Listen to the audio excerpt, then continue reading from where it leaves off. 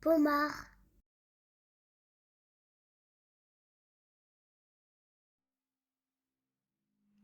Who is this woman? Why has she captivated viewers for hundreds of years, even though no one knows her name? And what role did she play in Italy's path from the Renaissance to the Baroque? Pomar.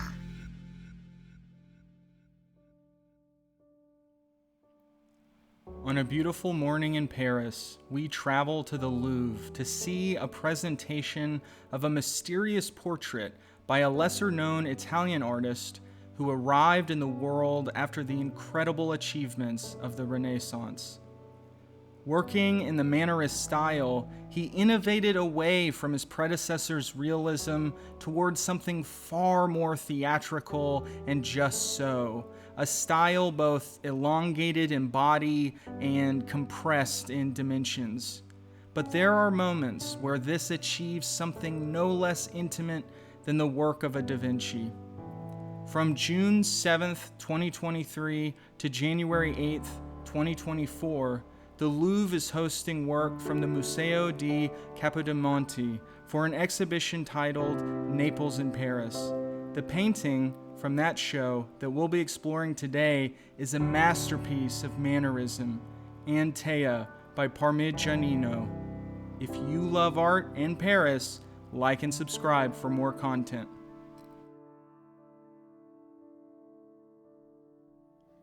Look at the features of this painting of a woman standing just at the edge of the dark. She is still. It is the viewer that must greet her. Parmigianino gives her life. Look how she idly plays with her jewelry, a sign that she's going to be married, and the ermine seems to bite into her gloved hand. Her true identity is a mystery. The name Antea was only given to the painting more than a century later. There are, however, some clues, not to solve the mystery, but to appreciate it all the more. She wears extravagant attire, yet she is not known in the records. This is a commoner dressed in the finery of the aristocracy and given an ermine as her familiar, a symbol of purity and innocence and wealth. She is not given a shirt to cover her neckline, exposing part of her breast, which could be announcing her pregnancy or fertility. And that glove? A typical gift in a wedding basket.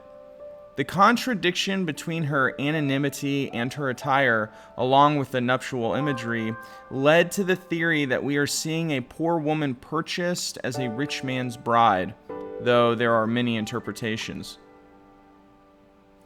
One is that the young lady is Parmigianino's lover. Perhaps he simply wanted an excuse to adorn her in beautiful things and spend time staring at her in his studio. He gives her the padded shoulders, shimmering fabric, and highly detailed apron one might expect of a noble lady. Her hair is braided with ribbons of gold, brought together with a golden clasp complete with a ruby. So perhaps Parmigianino enjoyed placing his lover in such auspicious attire, and after all, it was his decision to put her half in shadow, maybe winking at the mystery of the woman's identity. The idea that they were lovers or at least friends makes sense. She shows up again in his work as a background character in the artist's most famous painting, Madonna with the Long Neck, completed a little over a decade after Antea. See in this religious painting how his mannerist impulses lend the name to the painting itself and even stretch out the infant Jesus. Parmigianino, alive from 1503 to 1540, was a great painter in his time, active from the age of 21 until his early death. But while many of his achievements were important to the development of Western art, they are little remembered in the popular imagination, overshadowed as they are by the works of Italian masters in the 1400s, what is sometimes nostalgically called the Quattrocento. We can see those earlier influences in Antea, like Leonardo da Vinci's Lady with an Ermine and Portrait of an Unknown Woman. The latter actually sits in the Grand Gallery of the Louvre nearby this work while it visits the museum for the Naples in Paris exhibition.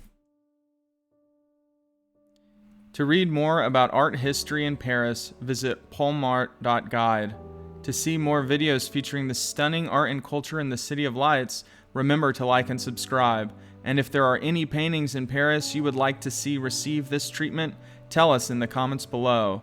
Until then, au revoir!